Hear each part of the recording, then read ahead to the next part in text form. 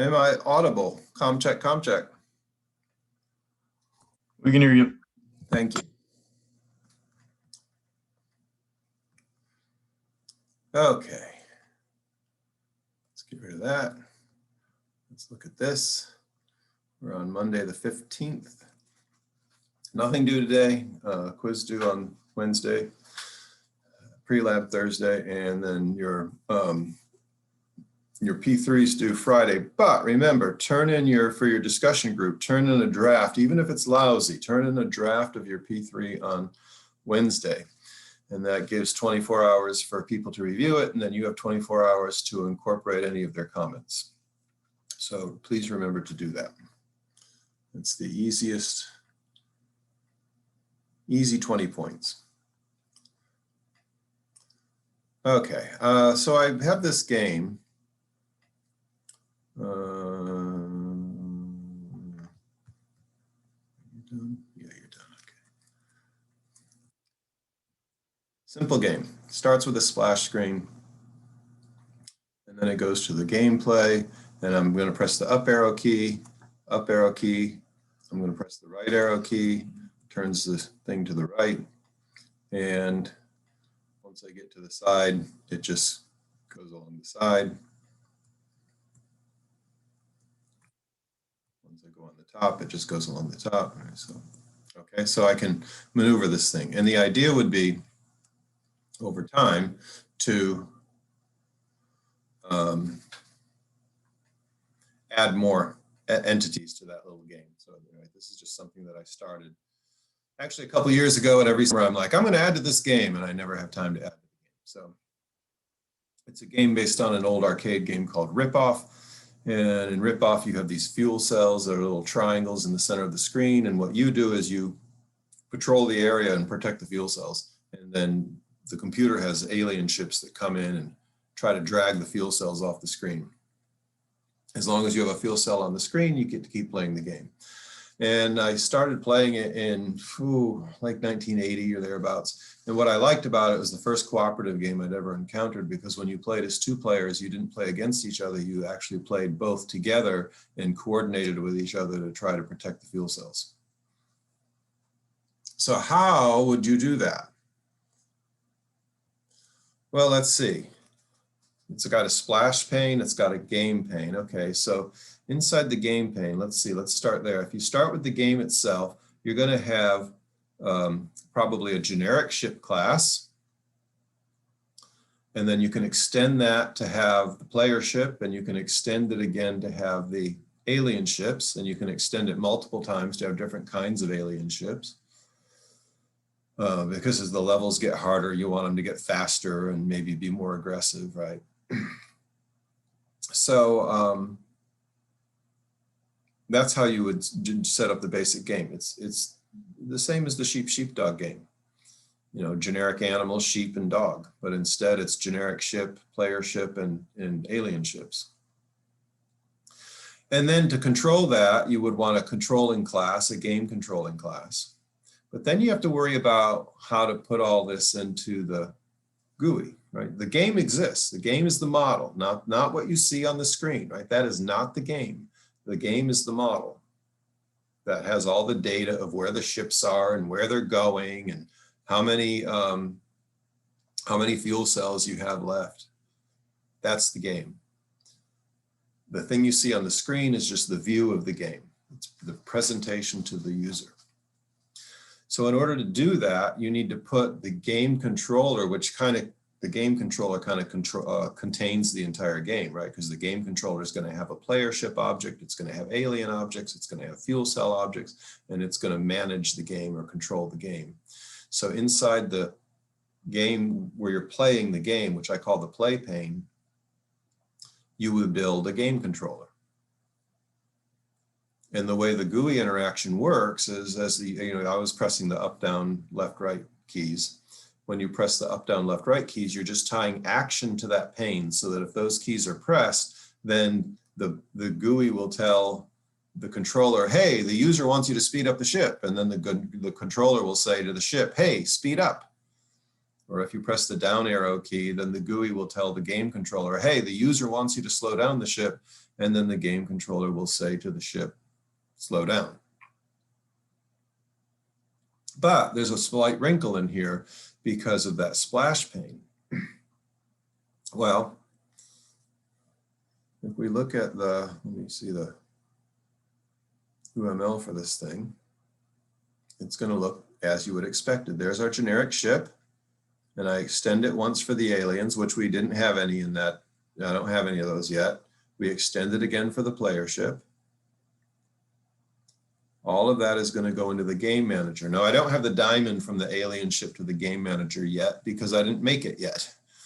So there's the game manager.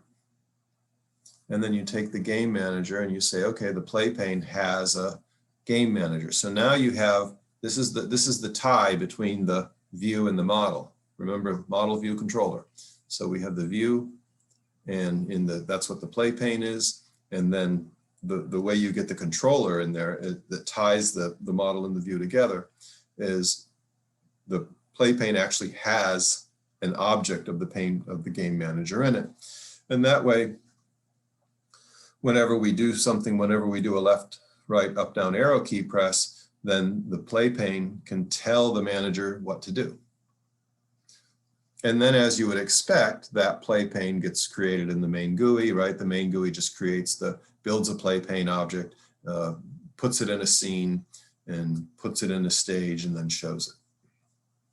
Along the way, we're going to get to the timeline animation, which is the animation was the discussion from last week. So we'll get to the timeline animation to show how the animation works. But that's what's basically happening. And the only wrinkle is this splash pane. And I added the splash pane to this game because students were confused about, well, I want to have a splash pane and I don't know how to do it. So I put this out as an example of how to do it. So I create that separately. Here's the splash pane, and it doesn't know anything about the game at all. All it has is a welcome and press the button and you get to play. So the only attribute it has is a button, right? The continue to play button. Now, up in the main GUI, you start out with the splash pane, and then when you press the button, it gets replaced with the play pane. What's the easiest way to do that? It turns out the easiest way to do that is using a border pane. Remember the border pane? The border pane is the one that has those different sections, and you can put a pane inside of each section. So what I do is I build a border pane and I put the splash pane in it. And then when you click the button, all it does is it replaces the splash pane with the play pane. So there's 3 panes involved: the border pane at the top level, the splash pane, and the play pane. And as usual, I'm recommending that you don't include all your details of the GUI and your UML. You could, if you wanted to, create 2 GUIs, or 2 UMLs, one just for the GUI. And the reason I say you don't necessarily need to include that is because they can get really ugly. Right? They can have just a lot of detail in it that don't add a lot of information to the UML. But you could include that separately as its own UML and then do what I did here and just have this simple box that doesn't have any information. It just says, here's the main class. So the trick is, how do I get from the splash pane to the play pane? That's the first trick we'll talk about. And you do that with a border pane. So you have a border pane, and it has a method called set center. And set center, you're putting a pane inside that center area. So border pane, I start out with border pane, set center, splash pane. And then when I click the button, all I do is that button's action is tied to set center, play pane. That's it. It's that simple. Almost that simple. Here's the part that's not simple about it. We want to have this introductory screen. So here I have the splash pane, and it's inside of this border pane, right? So then I named that border pane top pane. Is that a good name or not? I don't know. I named it top pane because it's the top level in the hierarchy. So the splash pane is inside the top pane, right? Set center splash pane. And that play pane is just hanging out, not visible, not really connected to anything. And when you click that button, BT continue to play pane, then all it does is it swaps them out. So we do set center play pane, and then the play pane will show up. That's an easy thing to do. But I have a question for you. How does that button even know about the play pane?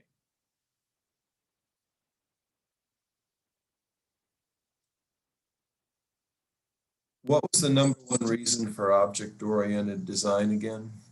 Encapsulation. Encapsulation, right. So here, splash pane, the only thing it knows about is stuff inside the splash pane. So if I create that button inside the splash pane, the only thing it can talk about is stuff that's inside the splash pane. That's encapsulation. So how do I fix that? Well, I'll create the button up at the higher level. If I create the button up at the Pirates main GUI level,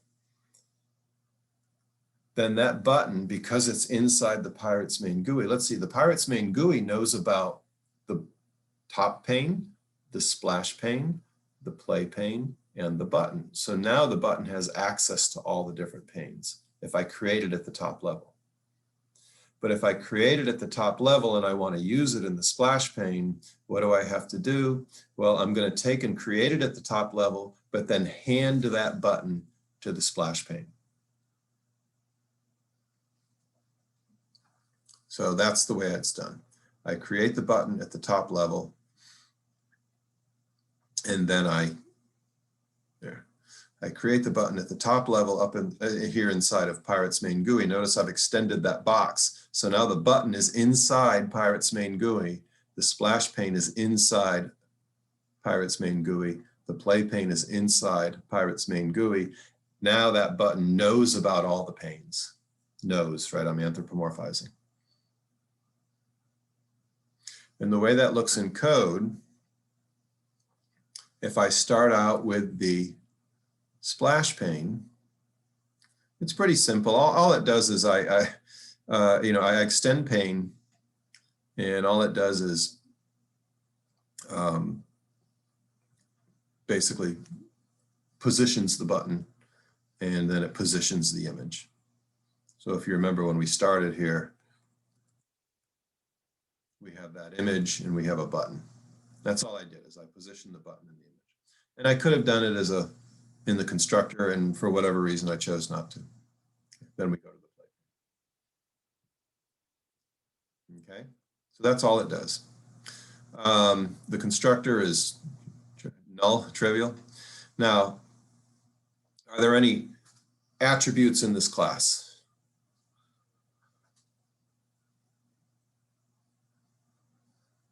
Well, the pane has a million attributes, right? But are there any attributes, special ones that I added to this class?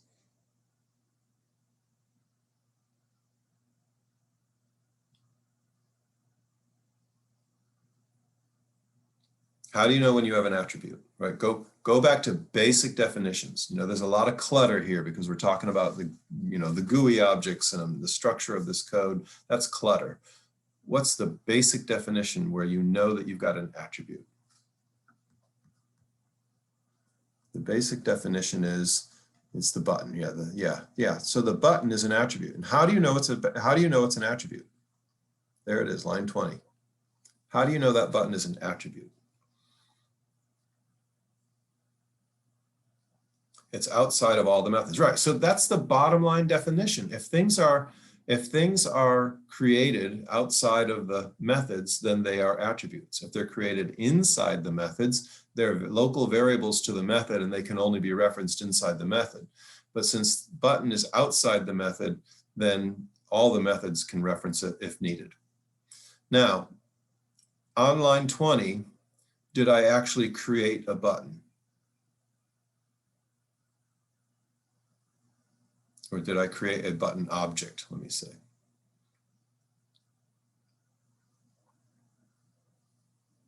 No. How do you know that I did not create a button there? No new keyword, right? Back to basics, right? How do you create an object? The new keyword. If you don't see the new keyword, you have not created the object. I'm going to violate that rule in about 10 minutes. So here's what I have. I have this button, BT continue to play pane as an attribute, but I didn't actually create the button object. So what do I have? Do I have anything at all?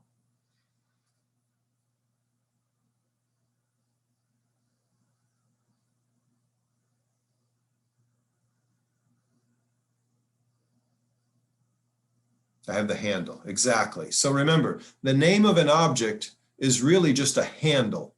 The object is off in memory someplace. So if you have an object with attributes X, Y, and Z, and you say, build me a new object of that class, I'm sorry, if you have a class with attributes X, Y, and Z, and you say, build me a new object of that class, you're telling the Java virtual machine to go set aside memory somewhere for X, Y, and Z. And the name of that object is just the handle to that memory. So we have a handle. We have a handle with no object. So what we can do is give, if we created a button somewhere else, we could basically give the handle to that button to BT continue to play pane. And then it would point to the button, even though the button was created somewhere else. So that's what I mean when I say I'm going to give this class a button. I'm going to create that button somewhere else and then give it to the splash pane.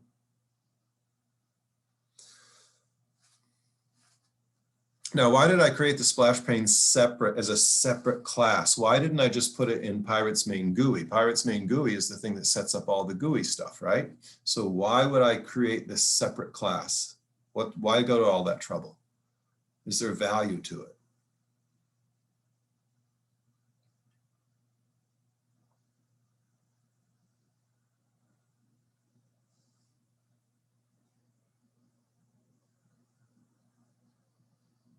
Here's the value.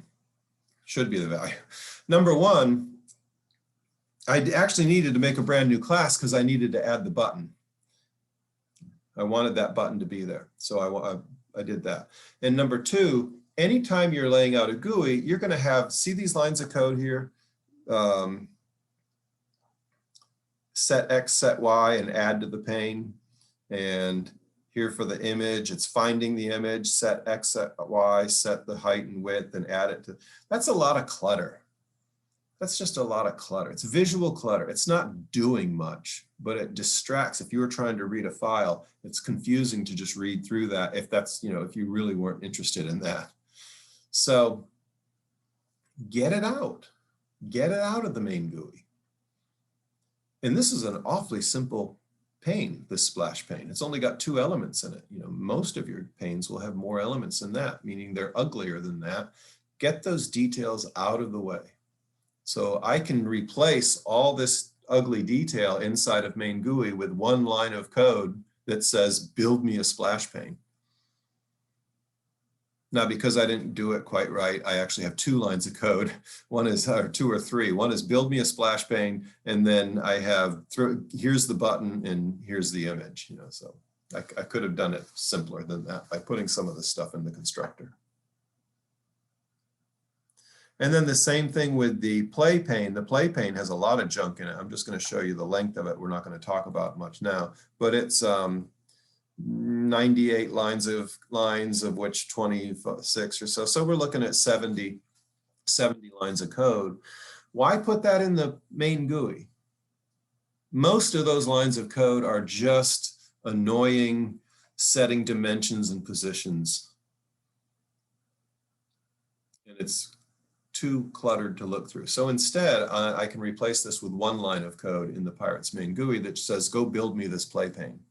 And if people want to see how that's built, they can go look there, but they don't have to put up with it if they don't want to. So my main GUI is actually quite a small file. That big. It's 64 lines of code and the first 16. So we're looking at 50 lines of code. Pretty short stuff. And it does it have any attributes?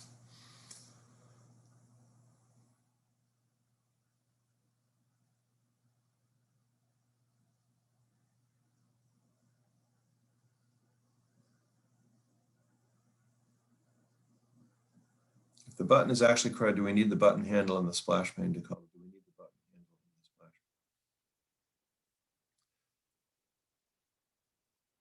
pane? Yeah, I wanted to add the button to the splash pane, and the easiest, not the easiest, the way it was most clear to me in code was to create that handle for the button in the splash pane, and then assign the button that we're creating here to that handle.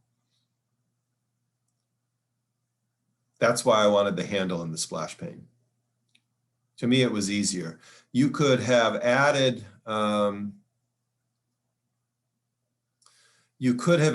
this button directly without the handle, and I think the code would have been slightly uglier and a little harder to follow. So I'm doing it to make it really clear to the reader. Remember, you're always writing for humans. You're never writing for the computer. I'm trying to make it clearer to the reader that that splash pane has a button in it, and here's where it gets it.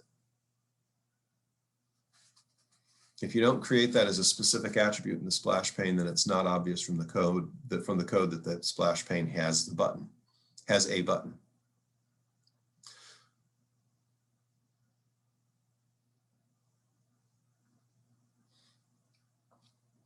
Okay, so back to the question, does this class have any attributes?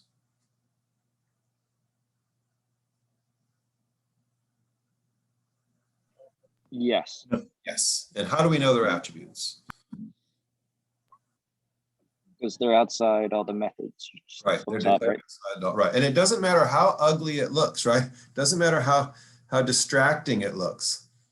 Pirates playpane equals new pirates. That is syntactically no different than saying private int x, right? It's private data type, name of the attribute. And in this case, I actually create the object of that class right there, right? New pirates playpane, you know you got a new pirates playpane object. And then I create this button, and then we'll talk about this in a minute, I set the action for that button at the top level. Remember, that's the action that's going to swap out the panes. And because it's at the top level, and because those panes are all attributes of this class, I have access to all that stuff. And then here's where I give the button to the splash pane.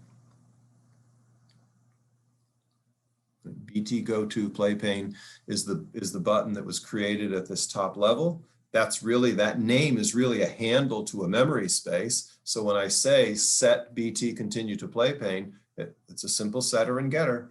I'm setting that handle in the play pane, in the splash pane, I'm setting that handle to be this button, this memory space. And that button already knows what to do. We've already set the action for it.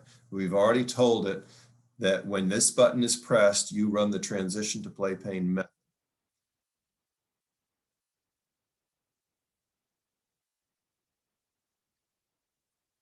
And then I set the Jolly Roger image as a separate method. I don't know, maybe I should have done that in the constructor and saved myself a line of code. And then I say top pane set center splash pane. Now that's how easy it is. The top pane is that border pane. The border pane has these different regions in it. One of the regions is the center. So when I say dot set center splash pane, it puts the splash pane in the center region. And since I haven't defined anything for any of the other regions, it will take up the entire pane or the entire scene. So I put the splash pane in there, set center. I set the scene, put the scene, put the top pane in the scene, put the scene in the stage and show it, just like we've done 100 times before. It's that easy to swap out panes. Now all I need to do is when someone clicks the button, I want to do top pane dot set center play pane. That's all I need to do. So I created this method here, transition to play pane, and it's that easy. Top pane dot set center play pane. So now when they click the button, this method gets run and it puts the play pane in the center location of the border pane. It's that easy for you guys to swap out scenes. If you want to have, several of you have games with multiple levels and you're saying, oh, when they finish one level, they go to a new level. How do they go to a new level? You make a new pane for each level. Top pane dot set center level 1. Top pane dot set center level 2. You've got to create all those panes at the top level, though, at the main level, so that that main level knows about all of them. When I say knows, that's anthropomorphizing. And then the only thing that's unique is this playPane.requestFocus. Oh, what's that about? Well, remember, I want this thing to respond to key clicks. And if you're doing key clicks, you have to tell the machine you have to tell the Java virtual machine which pane you want those key clicks to apply to. So I'm saying request focus, meaning if the user starts doing the, messing around with the arrow keys, I want you to use the actions that were assigned to the arrow keys for this pane, for the play pane. That makes more sense if you actually use the multiple regions in the border pane. You might use the left-hand side and you might use the center, and then okay, where do you want the key clicks to apply to? The left-hand side or the center? Oh, you have to put the focus, request focus. So look at how short my top level GUI is. If you're laying something out and you've got all these text boxes and you've got all these labels and you've got all these buttons, that's a lot of lines of code. But heck, just make your own pane, extend pane, right? My pane extends pane, put all that dirt in there. And then your top level file is fairly straightforward. And by reading through here, if I've named things well, you have a pretty good idea of what's happening. And if you need to know how I did it, if you want to dig down into the details, you can go look at those classes.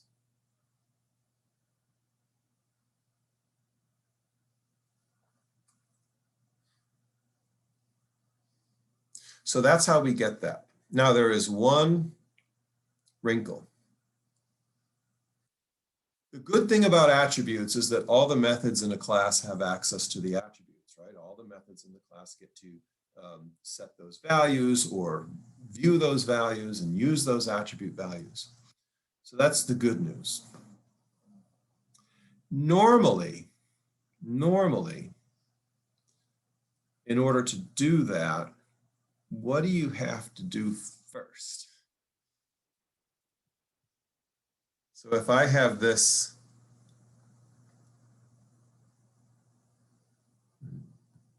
let's get rid of that. Here I have let's go way back to basics, right? Always go back to basic definitions. If I have public class A and it has an attribute, X, and I want to use X somewhere, can I access X all the time, or do I have to do something first? Can I just do this?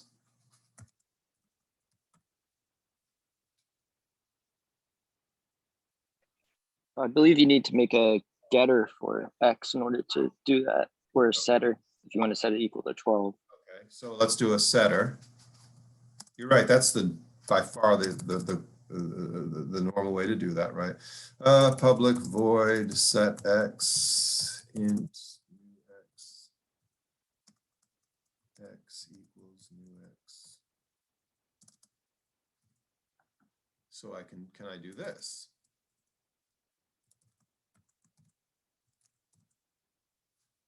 Can I do that?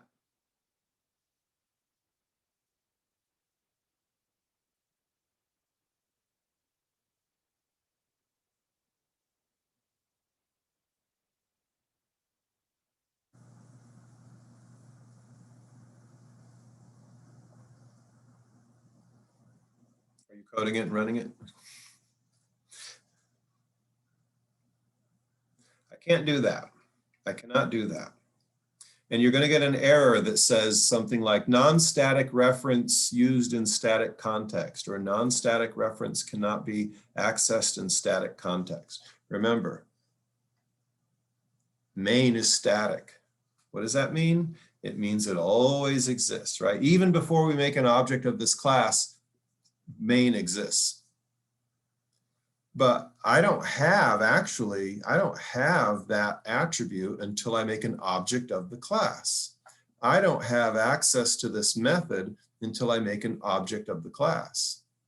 So I would have to do something like this. A that, and then I would have to do that. That's how it normally works.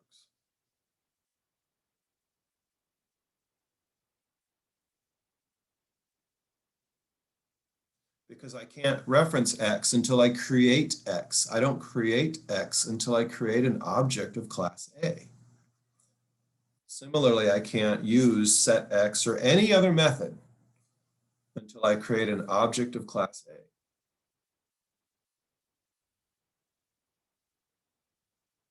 Okay. By the way, these are the small things that when students are programming in the object-oriented world and they're unclear on that, that's what causes a lot of frustration, right? Man, I put in my variable X and I can't use it. Well, that's right, because it's not a variable, it's an attribute. And you do not have access to that attribute. Earlier in the semester, I was saying, okay, maybe I have a design for a bookshelf. That's the class, right? The class is the design. Now, I defy you to stack books on the design of a bookshelf. You need an actual object of the bookshelf, right? Based on the design, then you can put your books on the bookshelf. But nobody's got a wall full of books on a design of a bookshelf. It's the same thing here. Public class A, blah, blah, blah, all of that is the design. And until you say new, all you've got is a design. That's why you get those weird error messages sometimes that say non-static reference in a static context. Or null reference means you didn't create an object and now you're trying to access the object. Okay? This is a near universal rule, and I wish it was a universal rule. Okay, Pirates main GUI extends application. Now, we said Pirates main GUI has attributes. Here they are. Can I access those attributes before I have an object of this class?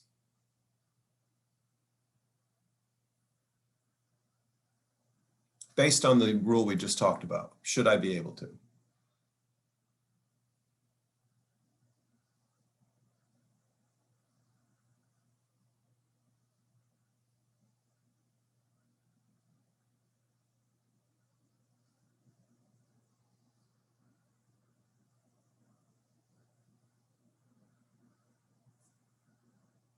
I should not, right? You cannot reference the attributes of a class until you make an object of that class. So based on that rule, we cannot reference those attributes. We cannot reference the panes until we actually make an object of this Pirates main GUI class. Now, how do we know when we're creating an object of something?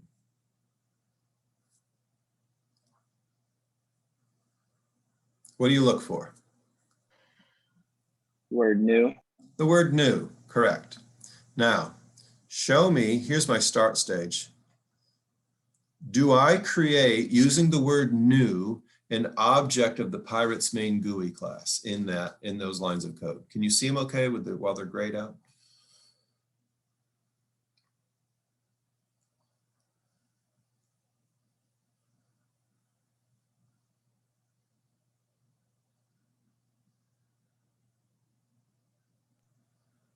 You don't make a Pirates main GUI object. We do not, right? There is no Pirates main GUI me equals new Pirates main GUI, right? That's what you'd expect to see, right? So there is not. So how am I accessing the attributes? Well, it comes from application, and application acts differently. And that's why I said earlier, I wish this was a universal rule, but it's not quite universal because application works differently. For application, when you run the start method, it will automatically create an object of that class. And because Pirates main GUI is an extension of application, as soon as I run the start method, I automatically get an object of the Pirates main GUI class. This is not intuitive. This is not normal. but it's really good to know. Because if you don't know that, your GUI can act really weird. Like if I blindly created a object of the Pirates main GUI class and called it me or whatever, then technically I would actually have two objects of the Pirates main GUI class. The one that the machine, the Java virtual machine created for free for me, and the one that I created. And I could get mixed up as to which one I was referring to. So it's really good to know that you already have an object of the main GUI class. Why they did that, I'm not sure. I honestly don't know. I'm not a fan. And I'm not a fan because it just breaks the rule, a rule that in my opinion should be universal. I'm sure they had really good reasons. I just don't know what they are. But boy, that's good to know, right? Okay, so if we look here, I said A object equals new A, and therefore I can do object.setX. But since Start gave me this Pirates main GUI object for free, I didn't have to do anything. What is its name? Like the name of my object is OBJ. That's its name. What's the name of the Pirates main GUI? Since I didn't actually create have that line of code in there, what's its name? Doesn't have a name. Doesn't have a name. And that's why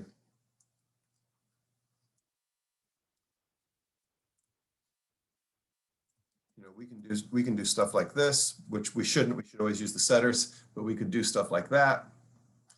And that's why it's the name. I'm sorry, that's not right at all, is it? There we go. It's the name of the object dot the name of the attribute and then the value.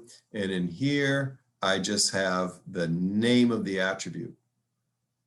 The name of the attribute without the name of the object up front. Why? Because Pirates main GUI, that object was created for free for me, and there's no name associated with it. And the Java virtual machine will interpret this as these are the attributes of that class, even though the object doesn't have a name. Not intuitive. Good to know.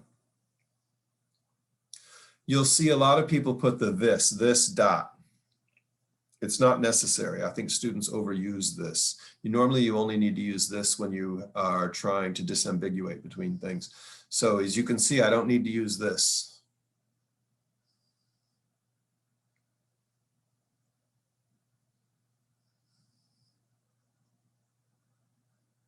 Okay, so what's happening here? I'm creating at the top level the border pane, which is the top level pane, the splash pane, the play pane, and then I'm creating that button. I'm handing the button to the splash pane, so when you click on the button, you can swap.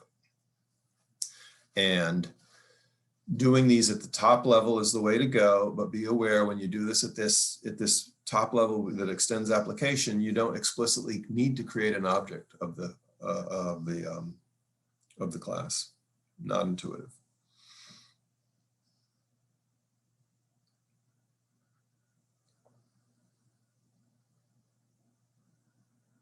Okay, you have access to this code, and I recommend that you look through it. You can use it as a model. I'm not saying it's the greatest code in the world, but it is acceptable.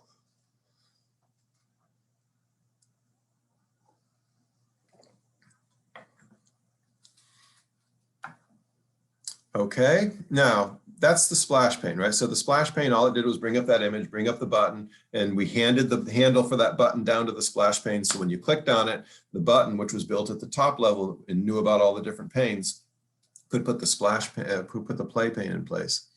And then what about the play pane?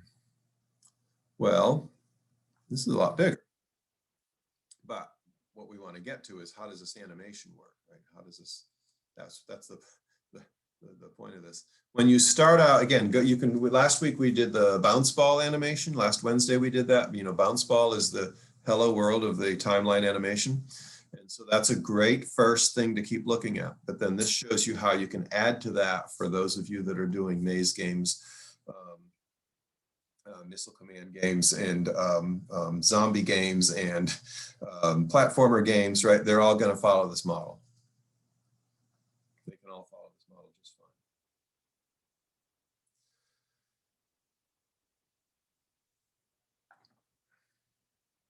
All right, so what do I do? When I build my Pirates play pane inside of this, let's see, here's my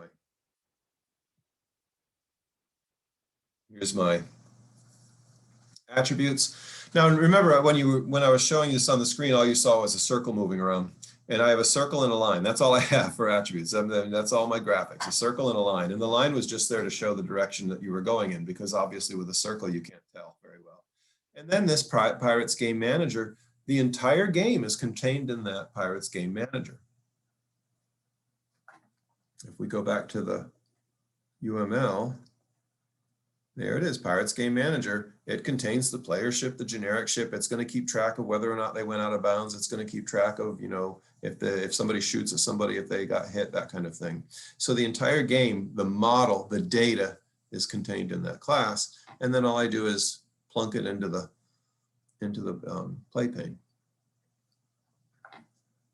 Now, you can see there's a lot of attributes in that play pane. So again, I just want to reiterate this. It's not a bad idea to not do all that work up in the main GUI, to create your own separate pane, extend pane, do all the nuts and bolts of positioning things in there. So that's what that is. I create a game manager. So when in my constructor, sure enough, what do? I create a manager, and then I tell the manager to do stuff. This is the way, remember, model view controller. This is how the view controls the game. The pane is technically part of the view, right? It's what you see on the screen. But it's the bridge between the view and the model. So because I contain the game manager, I can tell it to do stuff. Hey, go initialize all the ships. When the arrow keys are pressed, I'm going to tell it to do stuff. Hey, the user wants me to tell you to speed the ship up, so go speed the ship up. And then I initialize the view. So what I'm doing all the time is at two levels. One is I have to change the model, and then I have to change the view to match the model. So when the ship moves, that's actually happening in the model. Move the ship, move the ship, move the ship. But what do I have to do at the same time? Uh-oh, the ship moved. Change the view, change the view, change the view. So all of these are two things, right? Move the ship and then move the circle that represents the ship to match where the ship is.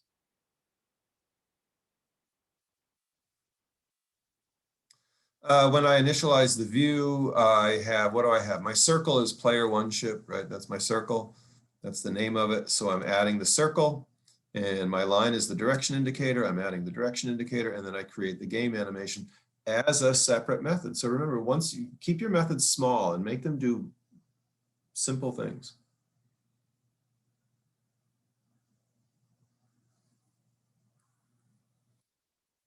The timeline animation, this is really what we're talking about last week. This is the last form of the animation, right? Remember what the timeline was. The timeline was basically, you can think of it in two ways. One is think of it like a movie. It's frame by frame by frame by frame. What happens in each frame?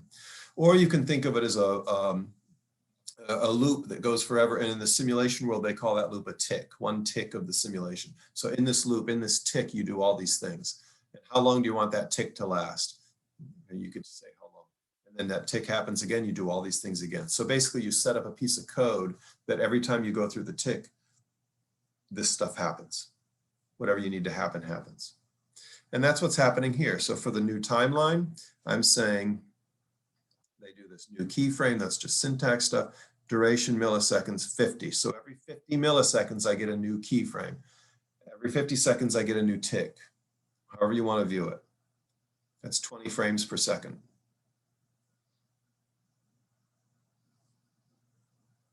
And then you have to tell it what you want to do for each of those frames. And I just have move all the ships. So, I made that method up. And guess what that method does? It tells the game manager to move all the ships. And then it goes to the GUI and says, oh, all the ships move. I better find out where they are so I can update all my circles. Now, right now, I only have one circle. Why are you doing this? It seems complicated, more complicated than it should be, right? Why can't you just move the circle around and the circle is the ship?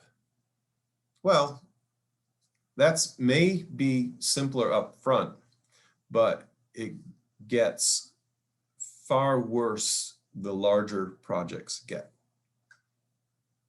You'd much rather tie your behavior to a model, a math model, which you can change separately from the view. Or, again, by separating these things, you might want to change how the ship looks. Instead of a circle, it's an image. Oh, wait, but you tied all those behaviors to the circle. Now you lost all the behaviors because you switched it to an image.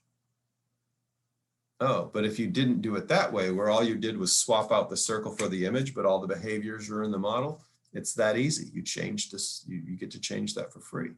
And similarly, if you change the behaviors, you don't have to change the view.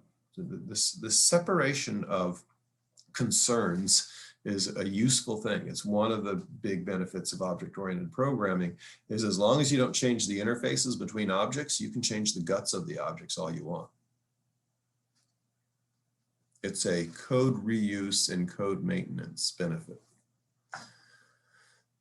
Okay, so I set up my timeline. I say every 50 seconds, run that method, move all the ships, and then I say how long do I want it to go on? Forever, and then I tell it to play. And remember, on the examples we had before with bounce ball, there was like on mouse click, it was play, pause, and then on mouse release, it was play, right? So you can pause these things, but animation play. So that's kicking off the animation, and it's doing this forever. I named it animation. Let me see, where's my, oh yeah, timeline, there we go. Timeline animation equals new timeline, right? That the name of the timeline is animation. The timeline is its own object of the animation is an object of the timeline class. Its name is animation. That's why you're seeing animation.set cycle count, animation.play. Animation isn't a magical Java word. I just called it that. That's its name.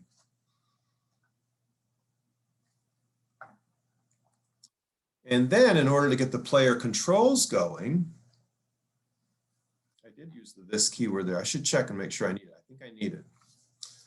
Set on key pressed. So I'm saying set on key pressed. Remember when we looked at circles and rectangles and buttons and text and labels and everything else, there was all kinds of things you could set actions for. One was if the key was pressed. One was if the mouse entered the region. One was if you dragged the items, set on drag, set on drop, set on mouse press, set on mouse release.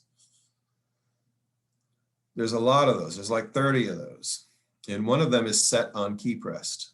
So what I did is set on key pressed, and then I did this code, E for event, right? Then the arrow, run this code. And because it's several lines of code, I put it inside of the curly brackets. And all I do is, every time you press a key on your keyboard, you're sending a code into your computer. That's how your computer, quote, knows what key you pressed, a specific code. So all I do is I get the code for that key press. E is the event for the key press. E is always the event. E.getCode. And if it's equal to keycode.left, right, these are constant values, I'll turn the ship to the left. If it's right, turn the ship to the right. If it's up, I go speed up. If it's down, I slow it down. And any other key press will automatically be just ignored because it's just basic, simple if then else statements. So that's how this animation and the interaction with the keyboard gets put in there. I notice a lot of people are doing interactions with keyboards. That's how you can do it right there. And all I'm doing, remember the name of my game manager was MGR for manager. So I say, okay, if the keyboard was left, run that method. Manager, run your turn player left method, turn ship left method. Manager, run your turn ship method to the right. Manager, accelerate, right? So again, this is what I'm saying, the model view controller. The view is the stage and the scene and the circle. And the view is registering the key click. But then the view, this is where the control mechanism comes in. The view is telling the game manager to do something with the game. And notice, by the way, this method will not talk to the ships directly. It talks to the manager. You should only talk to if you look at your UML, you should only communicate with the classes that you are next to in the UML that you are attached to. So when I say, okay, manager, run your turn player ship left method, if I go look in manager, there's going to be a method that describes how to do that. And remember, the actual ship itself is an object in the manager class. So it's kind of a chain, you're like a game of telephone, right? I'm going to tell the manager to turn the ship, but then the manager is going to tell the ship to turn itself. And that chain can get longer if we had deeper nesting. But that's the bottom line here, right? So so when if you're looking at this code, don't cut and paste it, because you probably didn't name your top level thing MGR like I did.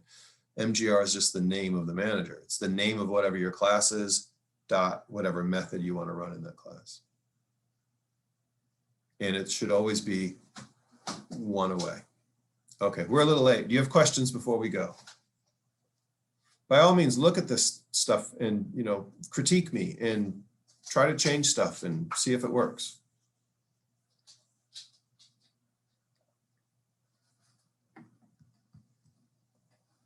Oh, there was a quick question in chat. I think I missed out. Let me see here.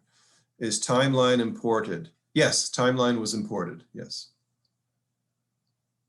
As was even duration, I think, had to be imported, and keyframe had to be imported. Yeah.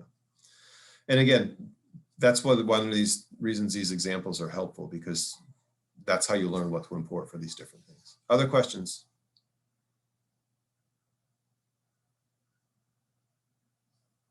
All right. I will see you on Wednesday. Have a good one.